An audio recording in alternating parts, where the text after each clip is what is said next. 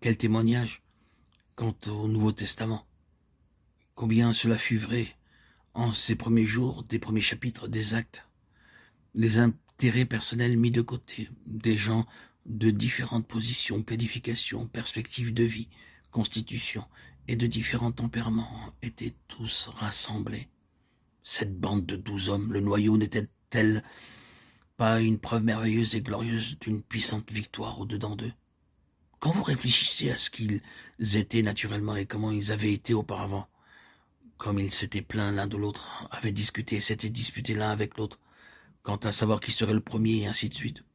Et cependant, maintenant, ils se tiennent rassemblés, ensemble. Ils sont comme un seul homme, quelque chose s'est passé. Il y a une victoire dedans pour rendre vraie cette relation du type à côté de lui. Quand l'apôtre Paul place devant nous la plénitude de la pensée de Dieu quant à son Église, il présente si admirablement cette relation par son image du corps de Christ, avec la dépendance et l'interdépendance de ses membres. Toute partie se trouve à la place désignée par le Seigneur et fonctionne en relation avec toute autre partie. À cause de cette victoire dans le peuple du Seigneur, ce sera un témoignage. Plus de jalousie, de rivalité, de critique, de méchanceté, de considération, d'impression personnelle, plus rien de tout ce genre. Les intérêts du Seigneur viennent en tête. Le témoignage au Seigneur, Jésus élimine toutes ces choses. Demandons au Seigneur de nous accorder une mentalité comme celle-ci, de venir sous l'influence pénétrante du Saint-Esprit, cette passion de Dieu pour un tel témoignage. Et prenons très sérieusement à cœur ces aspects pratiques. C'est ce que signifie tout ce que nous avons dit dans les nombreux audios précédents. De nouveau, je fais appel à vous pour que vous vous éloigniez des types, des figures, des illustrations et en veniez aux réalités spirituelles et pratiques. Par la grâce de Dieu, nous sommes appelés à ajouter au moins quelque chose à ce qui a été le souci du Seigneur durant les siècles. Amener le témoignage plus près de l'état complet.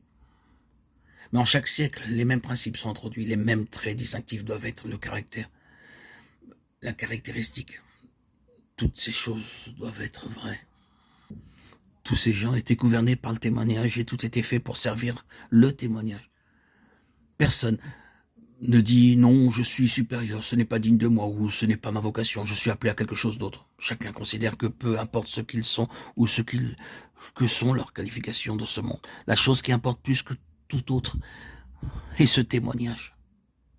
Dans Néhémie, chapitre 3, vous voyez ressortir ce beau trait distinctif, la relation corporative de tout dans le témoignage. Vous remarquez la petite expression se répétant constamment tout au long du chapitre, à côté de lui, à côté de lui, à côté de lui.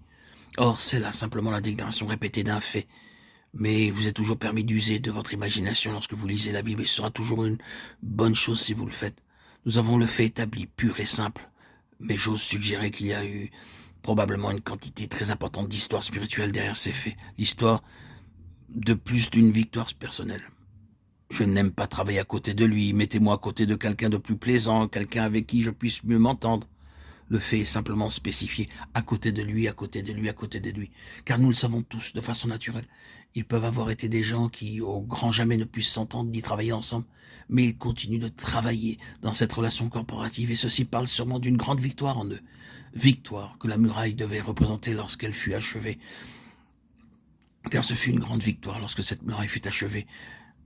Ce fut une grande victoire sur tous les intérêts personnels, sur toutes les dispositions naturelles, préférences et antipathies. Quelle victoire ce fut dans tous les domaines. Cette muraille était le témoignage des victoires dans la vie personnelle, des victoires dans les questions de relations.